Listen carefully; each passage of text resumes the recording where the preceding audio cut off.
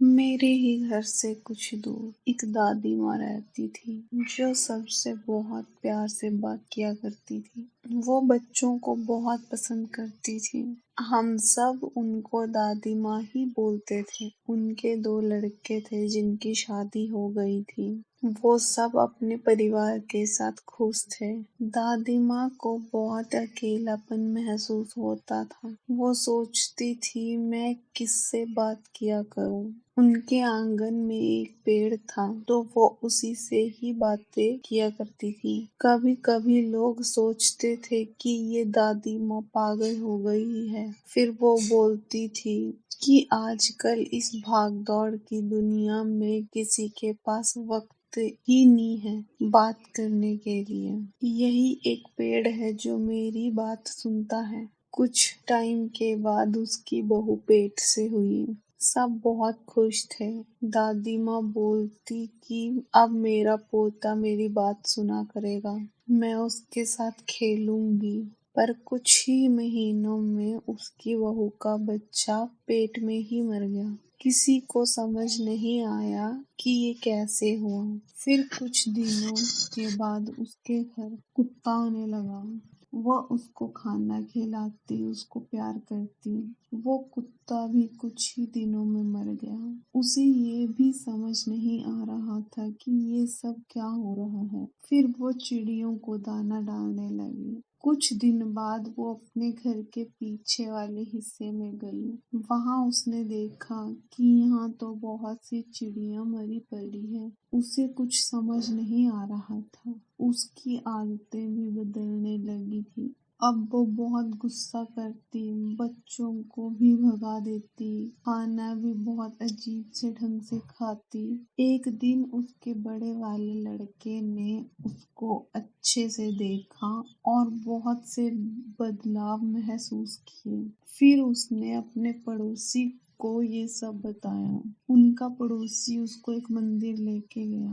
उन्होंने उस मंदिर के पुजारी को ये सब बताया। पुजारी ने उनको बोला कि मैं घर आके देखूंगा क्या हुआ है। पुजारी घर आया। वो पुजारी के सामने बिल्कुल ठीक से बात करने लगी। पुजारी ने बोला कि आप एक मुर्गा लेके आओ और मुझे थोड़ा आटा दो और कुछ किले भी लेके आना। उसका बेटा जल्दी से गया और सारा सामान लेकर आ गया। पुजारी ने उसको अपने सामने बैठने को बोला तो उसने मना कर दिया। पुजारी ने बोला कुछ बात करनी है दादी माँ, यहाँ बैठो तो सही।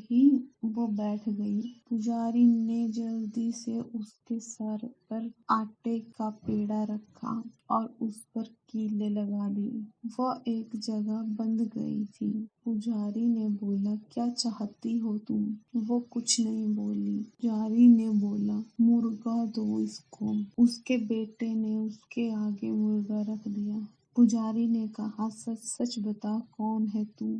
तो वह डरने लगी, सहम गई और रोने लगी। फिर उसने रोते रोते कहा मैं एक भूत हूँ जो उस पेड़ पे रहता था, लेकिन ये मुझसे बात करती थी तो मुझे अच्छा लगने लगा। फिर उसने बताया कि जो भी इसके करीब आने लगता था मैं उन सबको खा जाता था। इसके होने वाले पोते को भी मैंने ही खाया। जिस कुत्ते को ये खाना खिलाती थी उसको भी मैंने ही खाया और सब चिड़ियों को भी मैंने ही खाया। और भी बहुत से ऐसे लोग हैं और पशु हैं जिनको मैंने खाया है और अब मैं सबको खा जाऊंगा। एक बार मुझे छोड़ दो। पुजारी ने बोला मैं तब छोड़ूंगा जब तू वादा करेगा कि तू इसका शरीर छोड़कर चला जाएगा।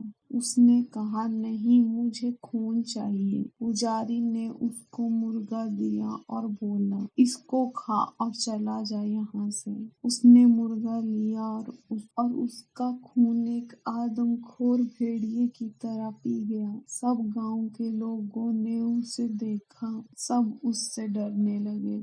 फिर वो उसका शरीर छोड़कर कहीं दूर चला गया।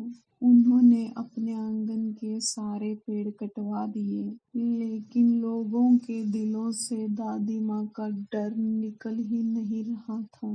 दादी माँ अंदर से बहुत कमजोर हो चुकी थी क्योंकि भूत ने उनके शरीर पर इस तरह कब्जा करके रखा था कि जैसे ही वो गया वो बीमार पड़ गई। फिर पुजारी ने उनसे कहा कि ये एक शरीर में दो आत्माएं थी, अब वो इनको भी अपने साथ लेके ही जाएगा, ये अब बच नहीं सकती, अब बहुत देर हो चुकी है इन्हें बचाने के लिए। ये सब अगर आपने पहले महसूस किया होता तो आज शायद दादी माँ की ये हालत नहीं होती। सभी को समय देना चाहिए, नहीं तो उनका अकेलापन उन्हें ही खा जाता है। कुछ ऐसा ही हुआ दादी माँ के साथ।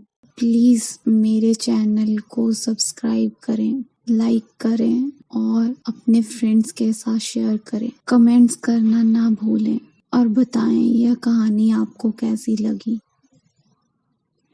Thank you.